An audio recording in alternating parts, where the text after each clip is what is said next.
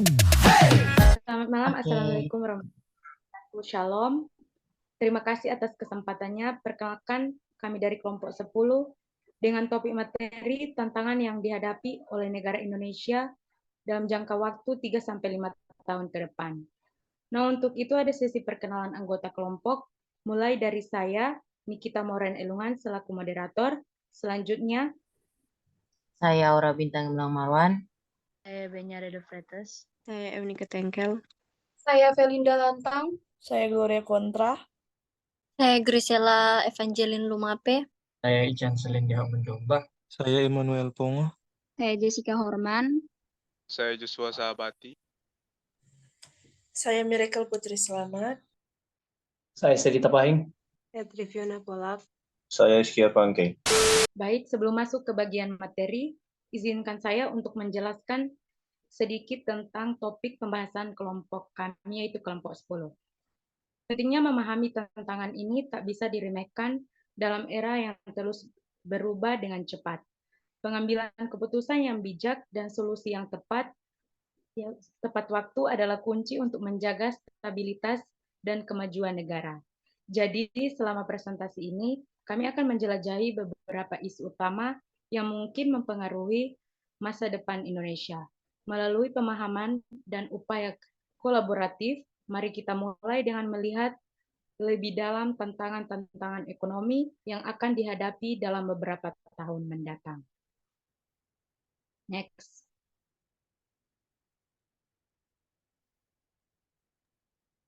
Tantangan ekonomi. Tantangan pertumbuhan ekonomi Indonesia dalam 3 hingga 5 tahun ke depan dapat mencakup beberapa hal berikut. Pertama, ketergantungan pada sumber daya alam. Indonesia masih sangat tergantung pada ekspor sumber daya alam seperti minyak, gas, dan tambang.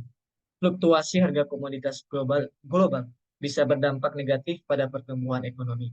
Kedua, infrastruktur dan aksesibilitas. Pembangunan infrastruktur yang belum merata di seluruh wilayah Indonesia menjadi kendala untuk pertumbuhan ekonomi yang inklusif. Aksesibilitas ke daerah-daerah terpencil perlu ditingkatkan. Ketiga, kualitas sumber daya manusia. Meskipun jumlah penduduk Indonesia besar, tetapi tingkat pendidikan dan keterampilan tenaga kerja perlu ditingkatkan agar lebih bersaing di era ekonomi global yang semakin kompetitif. Next. Yang kedua, solusi dan strategi untuk mengatasi tantangan ini. Yang pertama, meningkatkan investasi. Mendorong investasi baik domestik maupun asing untuk meningkatkan pertumbuhan ekonomi. Yang kedua, pemberdayaan UMKM.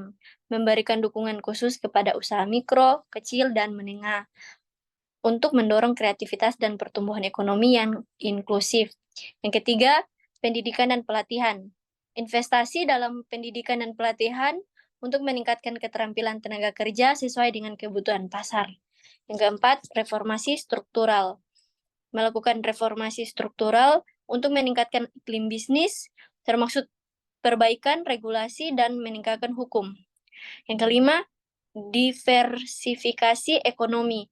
Mendorong diversifikasi sektor ekonomi untuk mengurangi ketergantungan pada sektor tertentu.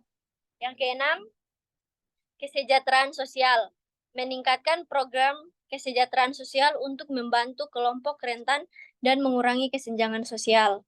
Yang ketujuh, pengelolaan keuangan publik.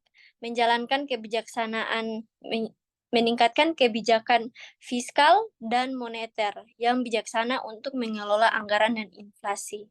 Yang kedelapan, infrastruktur. Investasi dalam infrastruktur untuk mendukung konektivitas dan pertumbuhan ekonomi jangka panjang. Selanjutnya, keterbatasan sumber daya manusia. Secara sederhana, kelangkaan adalah terbatasnya sumber daya yang mengakibatkan kebutuhan manusia tidak dapat terpenuhi. Secara luas, kelangkaan adalah salah satu masalah ekonomi yang paling mendasar yang kerap dihadapi oleh manusia. Konsep kelangkaan adalah suatu keadaan di mana jumlah alat pemuas kebutuhan lebih sedikit daripada jumlah kebutuhan atas alat pemuas tersebut. Keadaan ini kemudian mendorong manusia untuk melakukan pilihan di antara berbagai alternatif yang paling menguntungkan. Manusia juga dituntut untuk bersikap bijak dan rasional dalam mengalokasikan sumber daya yang tersedia untuk menghasilkan berbagai barang dan jasa sebagai alat pemuas kebutuhan diperlukan. Beberapa sumber daya tersebut adalah sumber daya alam, sumber daya manusia, dan sumber daya modal. Seperti saat masa pandemi yang terjadi beberapa tahun terakhir, banyak terjadi kelangkaan di berbagai sektor. Hal ini disebabkan penerapan social distancing yang menyebabkan penurunan produksi, padahal keperluan akan barang malah semakin meningkat. Kelangkaan seperti ini kemudian mempengaruhi kondisi perekonomian.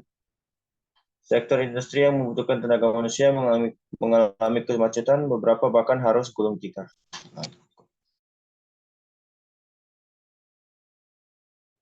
Selanjutnya, isu sosial, tantangan dalam bidang pendidikan.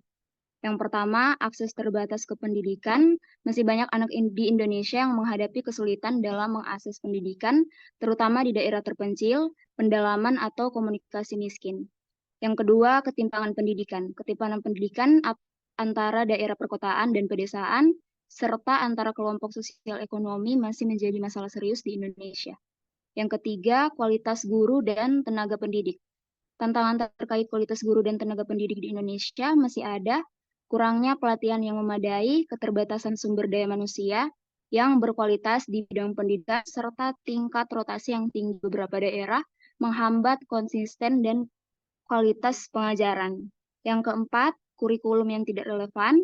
Beberapa pihak berpendapat bahwa kurikulum pendidikan di Indonesia masih kurang relevan dengan kebutuhan dunia kerja dan perkembangan global. Yang kelima, kualitas fasilitas dan infrastruktur.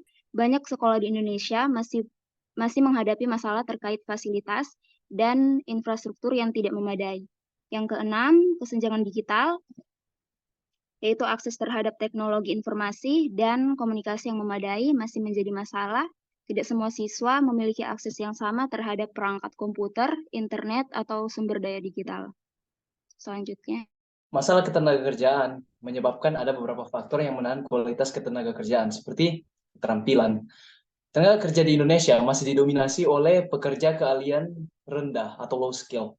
Hal tersebut diungkapkan oleh Ketua Umum Asosiasi Pengusaha Indonesia, APindo. Faktor ekonomi turut berperan dalam menghambat para tenaga kerja mendapatkan keterampilan tertentu, lantaran keterbatasan biaya. Namun bukan berarti skill atau keterampilan sulit didapatkan. 2. Pemutusan hubungan kerja. PHK karyawan bisa terjadi karena banyak hal, antaranya perusahaan palilit, peleburan, pemisahan pengusaha tidak bersedia menerima tenaga kerja di perusahaan. Ada juga faktor yang eksternal yang di luar kontrol karyawan, seperti terjadinya pandemik yang membuat ekonomi lesu, mengakibatkan banyak perusahaan yang melakukan pemutusan hubungan kerja. 3. Pendidikan. Sektor pendidikan salah satu yang menjadi sorotan. Pendidikan dapat menjadi pembesar peluang dalam mendapatkan suatu pekerjaan. Karena tidak meratanya kualitas standar pengajar, kualitas calon tenaga kerja juga menjadi rendah. Serta juga kurangnya lapangan kerja yang sesuai dengan bidang pendidikan. Perlu diingat juga bahwa pendidikan tinggi tidak menjamin calon tenaga kerja mendapatkan pekerjaan baik, sesuai ataupun di luar bidang studinya. Outsourcing. Satu hal negatif dari sistem kerja outsourcing adalah karyawan yang sulit berkembang karena dibatasi dengan kontrak jangka pendek dan berkutat pada pekerjaan-pekerjaan kelas rendah. Sedari dulu tenaga kerja alih daya atau outsourcing selalu menjadi permasalahan berulang, terlebih saat ketok palu UU Cipta Kerja. Selanjutnya. Beberapa tantangan dalam sektor kesehatan untuk 3-5 tahun ke depan dapat melibatkan 1. Terbatasnya akses ke layanan kesehatan di daerah terpencil dan ketidakmerataan distribusi fasilitas kesehatan antara perkotaan dan pedesaan. 2. Ketidakseimbangan jumlah dan kualitas tenaga kesehatan antara wilayah, serta kekurangan tenaga medis yang berkualifikasi di beberapa daerah. 3. Keterbatasan infrastruktur kesehatan dan fasilitas medis yang memadai, terutama di daerah terpencil. 4. tantangan terkait sanitasi yang dapat memicu penyebaran penyakit menular. 5. Meningkatnya prevalensi penyakit tidak menular seperti diabetes dan penyakit kardiovaskular yang terkait dengan perubahan gaya hidup. 6. Perlunya meningkatkan cakupan asuransi kesehatan dan memastikan keberlanjutan sistem keuangan kesehatan. 7. Perluasan kapasitas respons terhadap wabah dan kejadian darurat kesehatan. Next.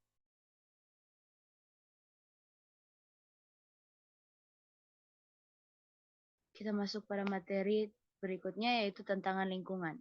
Yang pertama, perubahan iklim dan dampaknya di Indonesia. Perubahan iklim di Indonesia mencakup peningkatan suhu, intensitas hujan yang tidak stabil, dan tingkat kelembapan yang berubah. Dampaknya melibatkan banjir, tanah longsor, kekeringan, dan perubahan pola pertanian. Selain itu, kenaikan permukaan air laut juga mengancam pulau-pulau rendah. Upaya mitigasi dan adaptasi perlu ditingkatkan untuk menghadapi tantangan ini. Perubahan iklim di Indonesia memberikan dampak yang signifikan juga, termasuk hal dalam pertanian, sektor perikanan, dan kehidupan masyarakat rentan terhadap perubahan ini. Upaya mitigasi dan adaptasi menjadikan krusial untuk menghadapi tantangan ini. Selanjutnya, upaya pelestarian lingkungan. Pemerintah dan masyarakat perlu melakukan upaya pelestarian lingkungan seperti pengurangan emisi gas rumah kaca, pengelolaan limbah yang lebih baik, dan konservasi hutan dan keanekaragaman hayati. Selain itu, perlu juga dilakukan edukasi dan peningkatan kesadaran masyarakat tentang pentingnya menjaga lingkungan hidup. Selain itu, pemuda dan generasi milenial juga dapat menjadi pelopor dalam menghadapi tantangan lingkungan dengan mengembangkan solusi-solusi inovatif dan berkelanjutan. Selanjutnya, langkah-langkah untuk mengurangi kerusakan lingkungan. Ada banyak hal yang bisa kita lakukan untuk mengatasi dan mencegah adanya bencana alam di sekitar kita. Yang pertama ada tidak membuang sampah sembarangan di sungai. Kedua, menanam kembali hutan yang gundul atau reboisasi di tanah yang harus ditanami pohon kembali. Ketiga, tidak membuang limbah pabrik di laut. Dan yang keempat, melakukan terasering. Yang kelima, selalu menghargai dan mencintai alam. Next. Kita masuk dalam tantangan politik. Yang pertama, isu-isu politik dalam negeri. Isu-isu politik dalam negeri bisa sangat bervariasi bergantung pada konteks dan keadaan negara tersebut. Beberapa isu politik umum yang sering muncul meliputi: pertama, korupsi, misalnya praktik korupsi dalam pemerintahan, keuangan, dan sektor publik. Kedua, ekonomi, misalnya kebijakan ekonomi, pengangguran, kesenjangan ekonomi, inflasi, dan kemiskinan. Ketiga, ketegangan politik, persaingan antar partai politik, stabilitas pemerintah, pemilihan umum, dan sistem politik. Keempat, kebebasan berpendapat, misalnya hak asasi manusia, kebebasan berekspresi, dan kebebasan media. Kelima, lingkungan. Isu-isu lingkungan seperti perubahan iklim, keberlanjutan, polusi, dan perlindungan lingkungan. Keenam, kesetaraan gender, misalnya ketimpangan gender, akses perempuan terhadap pendidikan dan pekerjaan, serta isu-isu kekerasan terhadap perempuan. Dan yang terakhir, kebijakan imigrasi, kontroversi terkait imigrasi, suaka, serta integrasi imigran. Selain itu, terdapat isu-isu spesifik yang unik bagi masing-masing negara seperti konflik etnis, agama, otonomi daerah, dan sebagainya. Dinamika politik suatu negara sangat dipengaruhi oleh faktor-faktor ini. Berikutnya, perkembangan hubungan internasional. Tantangan politik dalam perkembangan hubungan internasional meliputi berbagai aspek, seperti kerjasama dan koordinasi antar kementerian atau lembaga terkait, hambatan struktural, proses birokrasi, pemenuhan ketentuan peraturan presiden, penguatan posisi Indonesia dalam menghadapi persaingan kepentingan, strategi pemanfaatan organisasi internasional, peran Indonesia dalam mewujudkan tatanan dunia yang lebih adil dan damai, serta peningkatan kepemimpinan dan kontribusi Indonesia dalam pergaulan dunia internasional.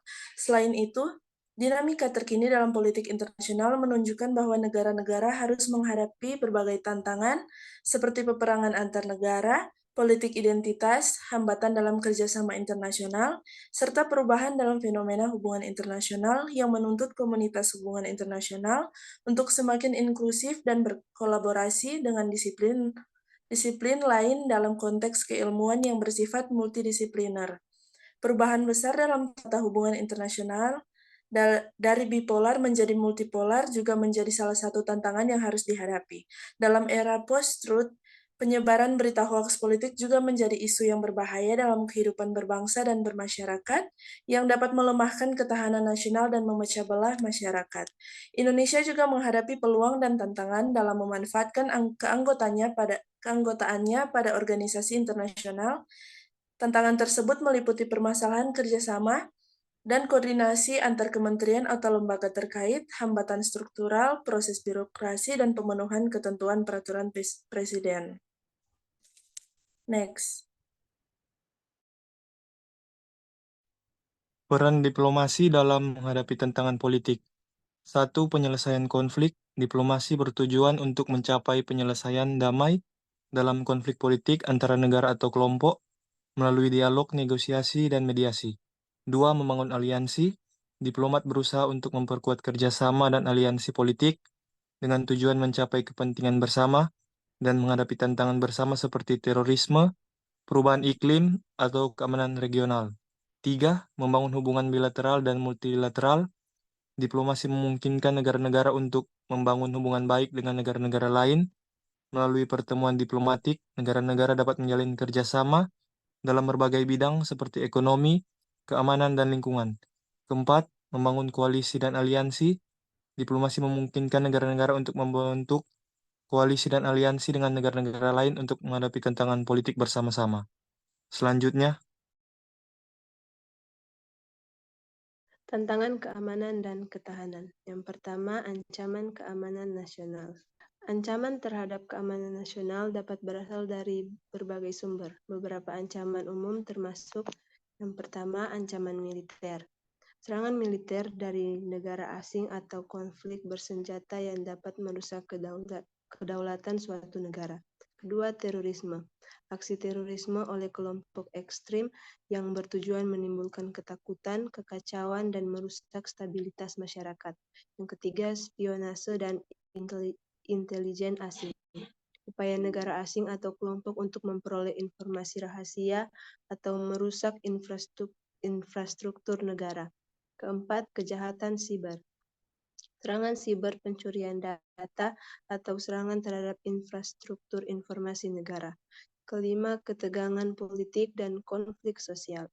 Ketegangan politik internal, konflik antar kelompok, atau konflik antar etnis yang dapat mengancam stabilitas nasional. Yang keenam, bencana alam. Bencana alam seperti gempa bumi, banjir, atau badai yang dapat mengganggu keamanan dan kestabilan suatu negara. Dan yang terakhir, krisis kesehatan global. Pandemi dan penyebaran penyakit menular yang mengancam keamanan kesehatan masyarakat dan stabilitas ekonomi. Ancaman-ancaman ini bisa berbeda-beda di setiap negara, dan strategi keamanan nasional seringkali dirancang untuk mengatasi berbagai ancaman ini dengan mempertimbangkan kondisi khusus dan prioritas negara yang bersangkutan.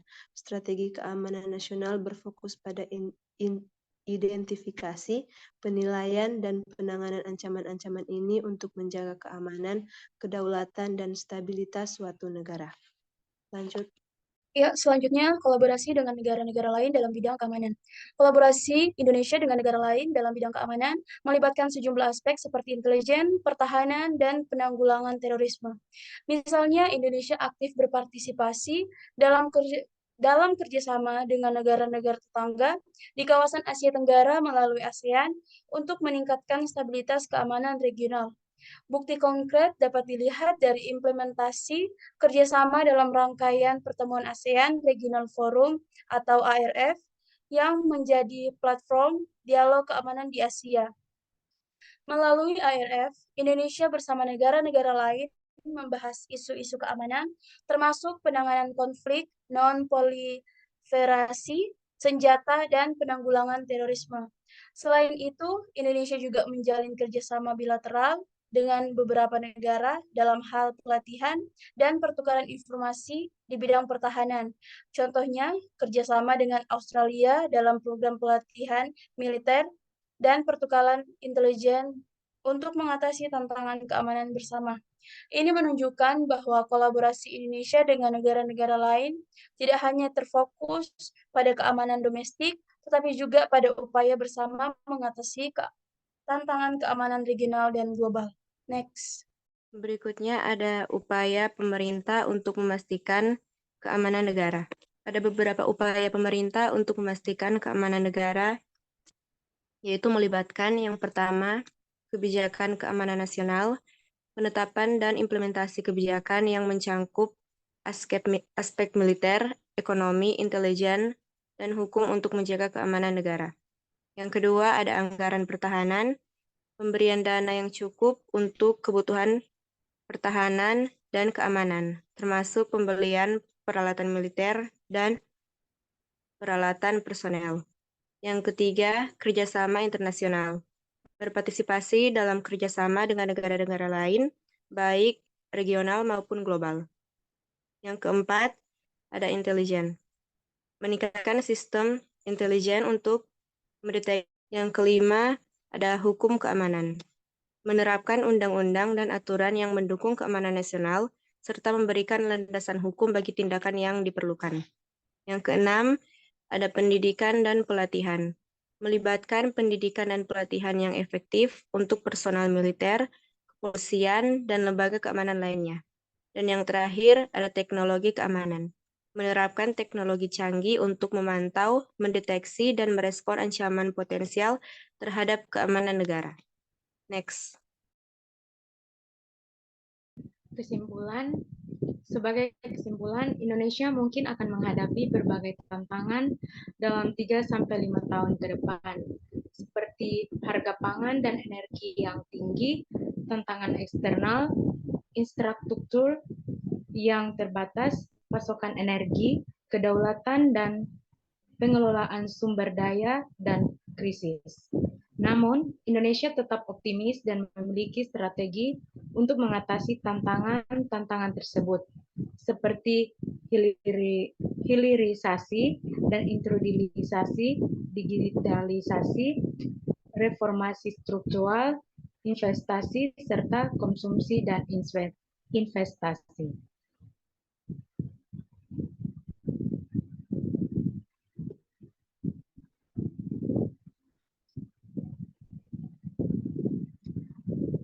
Maaf jika presentasi kurang sempurna, karena yang sempurna hanyalah kita yang dulu pernah bersama. Hidup sendiri tanpa kekasih, cukup sekian dan terima kasih.